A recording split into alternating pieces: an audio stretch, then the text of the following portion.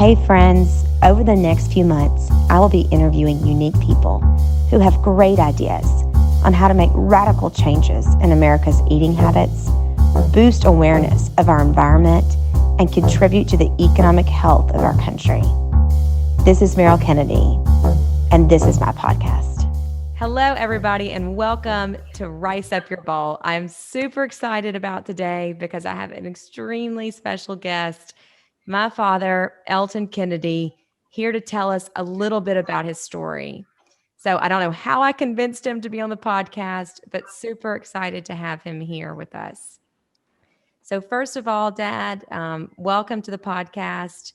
And I just want our listeners to hear a little bit about your story and your humble beginnings. So tell us a little bit of where you came from and how you got started farming. Well, I came from here in Louisiana, a parish called West Carroll Parish. We went to school there close and finished high school in '63 and went to work in Dallas. And then one day my dad showed up, and he was a pretty good promoter, and he putting things together, and he said, excuse me, he said, I found some land we can rent and with an option to buy, and hey, you want to come home and do some farming? So I was real proud to hear that, to say the least. And so anyway, came home, we started and had a wheat crop in the fall of '63, and just kind of went from there and done a lot of soybean farming, and stayed pretty broke through the '60s. And in '69, I was fortunate enough to lease some rice quota, which in those days you had to have a quota to plant rice, and started farming rice in '69 and kind of got on my feet in early '70s and '73. Yeah, so I have to ask you about this. I mean, Okay. this is probably your biggest career moment. And so, for many people that don't know the story, it truly was a situation where I guess the rice market was not great, and you had lots of years of bad times, and I'll let you tell it from your own words. Well, but in '73, right? in '73, rice, for whatever reasons, I won't go into that, but it went to 2 or 3 times as much as it had been bringing.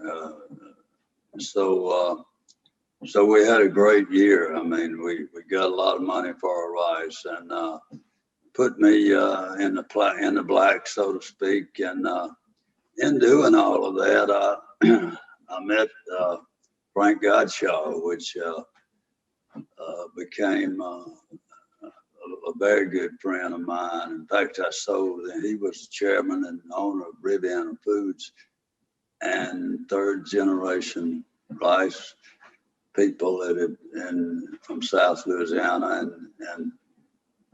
And so I sold them my rice in '73, got to know them, got to be good friends. In '86,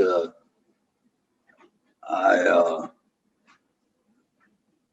was asked to go on the board of Riviana, and so I did so, and was there for 20 years. And in doing all of that,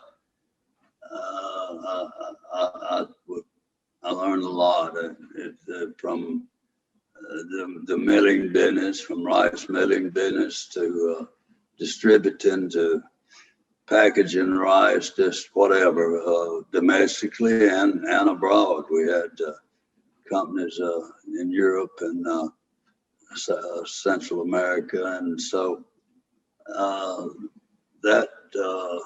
Well, I mean, I had the pleasure of knowing Mr. Frank, and I think it says a lot for him, but even more for you. I know that it was a big accomplishment in your life, and you made a lot of friends throughout the industry. But But most of all,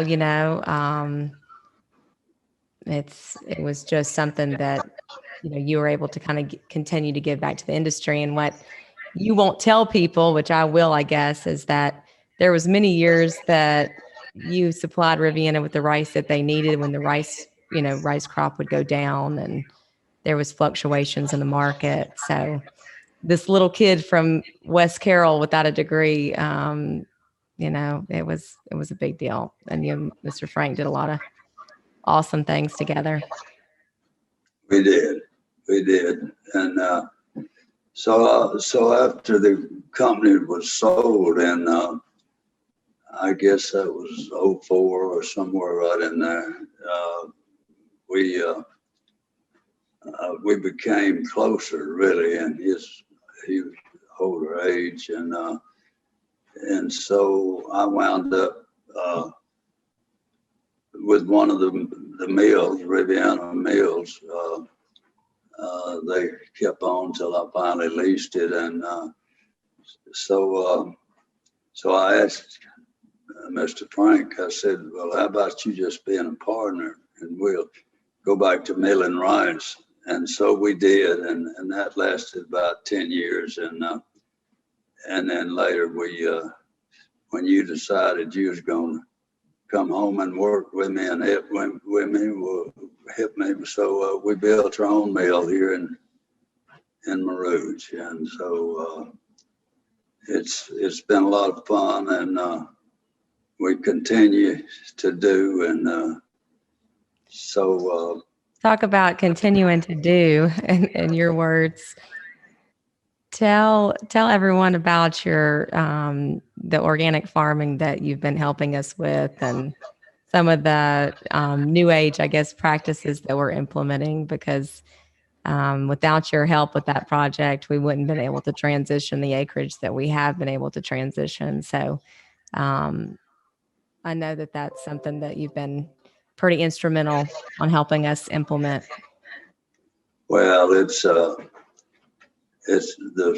this organic farming is a pretty tough at times, but it's has been very rewarding for us, and so we try to do it the right way, and that's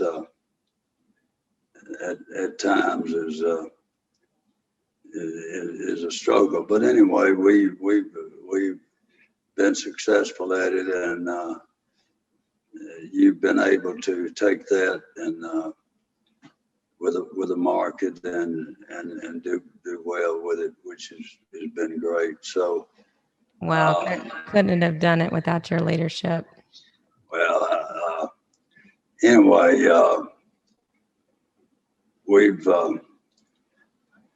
it's been a long journey, and been a lot of fun, and so we're still on it.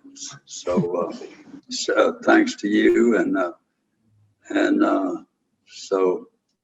Well, I have to kind of wrap up the podcast with kind of a family favorite recipe. Or Patches would never let us down, right? So I know she wants to have you on her cooking show later in the month, but all of our favorite recipe that you're famous for is, and we all know that you're an avid hunter as well, but is your wild turkey breast and rice and what?